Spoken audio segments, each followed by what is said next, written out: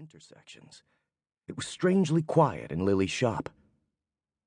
I had come here straight from the paper, which was alive with phones ringing, keyboards clicking, and frantic deadlines being met.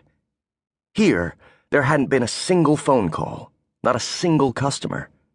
No car had passed. There was a formal English garden in front, but its chaises were bare, and its bird bath and trees were devoid of birds. "Were you taught by nuns in Milwaukee? I hear they can be terrible on the self-confidence," Lily said. "I was," I said, nervously shifting my position. The reclaimed wood beneath me creaked. It was Harvard that wiped away the self-confidence, though. The nuns weren't so bad in comparison. Milwaukee to Harvard. Quite the journey. Let's just hope it was a one-way ticket out. "That's still uncertain," I replied, a gross understatement. "And Los Angeles? Is this another layover or your final destination?" "Yet to be determined as well." Lily fixed her eyes directly on me. They were deep-set in an extraordinary shade of green. "Do your parents miss you?" "My mother passed away a year ago." The memory was still fresh, and I forced down the lump that formed in my throat.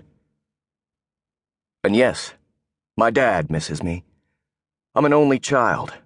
He wants me to come home and work for the local paper, but 100,000 in student loans later, I can't bear to take a U-turn like that." "I'm sorry to hear about your mother. And the student loans." I detected no judgment in Lily Goldman's words, but I suddenly felt embarrassed by the fact that I had referenced the death of my mother and my student loans in the same sentence.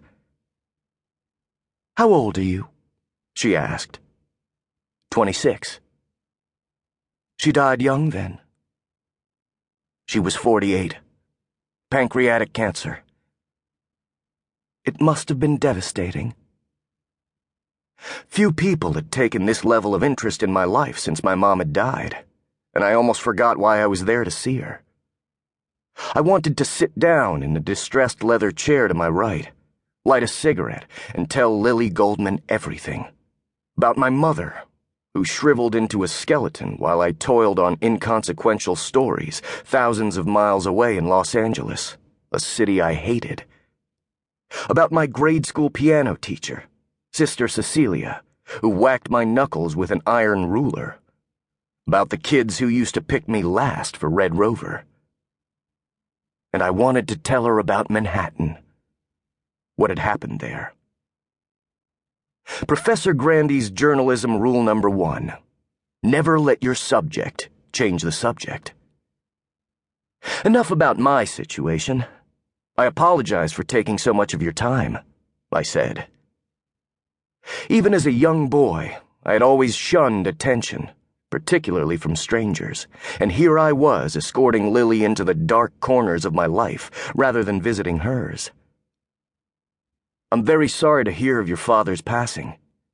We're doing a piece on him, and I was hoping you could give me a quote or an anecdote, something that will make the reader know him better.